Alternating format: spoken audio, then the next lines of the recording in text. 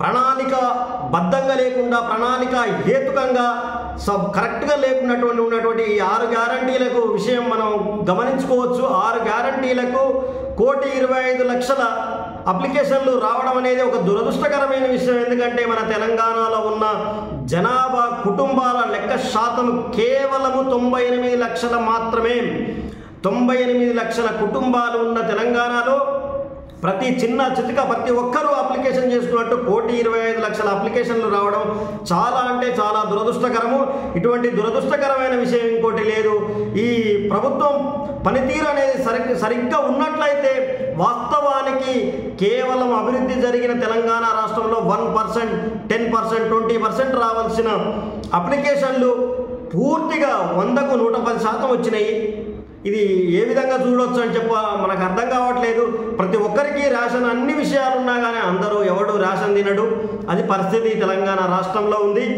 ఈ తెలంగాణ రాష్ట్రంలో ఈ కాంగ్రెస్ ప్రభుత్వం చెప్పుకొచ్చినటువంటి హామీలు అనేవి చాలా విడ్డూరంగా వెటకారంగా ఉన్నాయి. అవి ఒక విధంగా చెప్పాలంటే ప్రజల ప్రయోజనకరంగా లేవు, ప్రజలకు విరుద్ధంగా పనిచేస్తాయి. ఫర్ ఎగ్జాంపుల్ మనం ఇదే చూడొచ్చు. ఏదైతే బస్సులు ఫ్రీ బస్సు అనే పథకం పెట్టిరో ఆ ఫ్రీ బస్సుకు మించినటువంటి శుద్ధదండగ పథకం ఇంకోటి లేదు.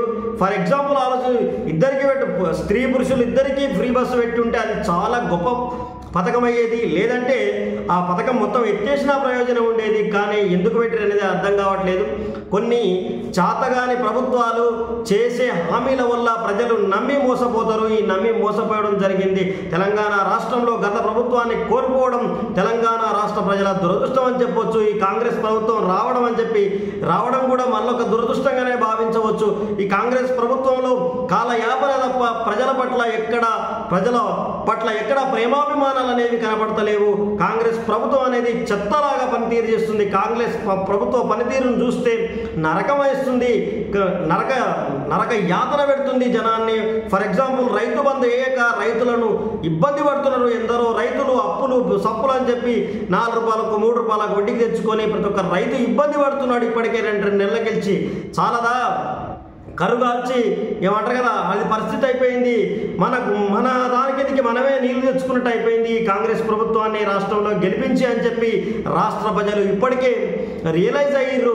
ఇకనైనా సరే ఈ కాంగ్రెస్ ప్రభుత్వం బుద్ధి తెచ్చుకొని సక్రమంగా పనిచేయాలి. ఒకవేళ పని చేయని ఎడల ఈ ప్రభుత్వానికి ఈ కాంగ్రెస్ పార్టీకి తెలంగాణ ప్రజలు బుద్ధి చెప్తారు.